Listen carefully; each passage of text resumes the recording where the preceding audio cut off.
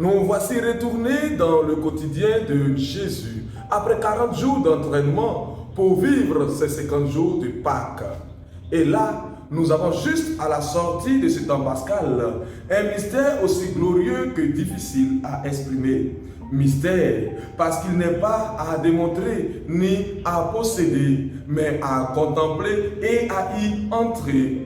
Difficile parce que nos langues en majorité n'arrivent pas à l'exprimer avec exactitude et ainsi s'ensuit les hérésies qui sont des déviations de la foi.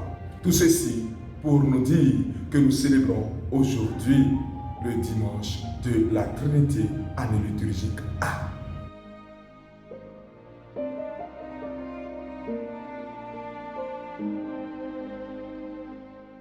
Comme toute organisation a son dépôt légal, la Trinité est la marque déposée du christianisme. C'est pourquoi il convient de revoir aujourd'hui notre « Je crois en Dieu », « Je crois en Jésus-Christ », « Je crois en l'Esprit Saint ». Sommes-nous véritablement conscients quand nous prononçons ces articles de la foi comme étant une invocation de la Trinité sainte?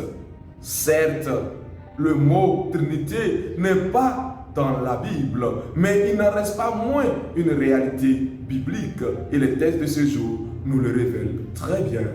Dans la première lecture, c'est Dieu qui se présente une fois de plus à Moïse comme le Père miséricordieux. Tandis que dans l'Évangile, c'est ces gens qui nous présentent Jésus comme le Fils unique de Dieu, descendu par amour du Père. Et la communion entre le Père et le Fils, nous dit la deuxième lecture, s'exprime dans la personne de l'Esprit Saint. En effet, la Trinité peut être abordée non seulement en parlant de ce qui se passe à l'intérieur de la Trinité, ce que l'on appelle l'intra-trinitaire, mais aussi en abordant la démarche trinitaire dans l'histoire du salut, ce que l'on appelle l'économie du salut.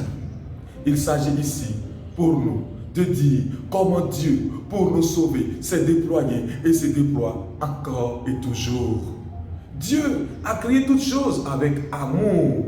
L'homme, dans sa mission de continuer la création, l'a perverti. Dieu miséricordieux recrée avec amour en envoyant son Fils unique. C'est la rédemption. Pour continuer l'œuvre, Dieu fait prendre conscience, cette fois-ci à l'homme, de son assistance dans la personne du Saint-Esprit envoyé par son Fils. Nous découvrons la Trinité Sainte en faisant l'expérience intime de la grâce du Seigneur Jésus-Christ, l'amour de Dieu le Père et la communion du Saint-Esprit. Comment donc voudrions-nous faire connaissance avec la Trinité si l'avènement du Christ n'est pas une grâce pour nous? Comment la Trinité peut être pour nous une grâce si nous ne pouvons pas comprendre et refusons de comprendre que Dieu est miséricordieux? Comment entrer dans la Trinité s'il est difficile pour nous de comprendre et de vivre la communion?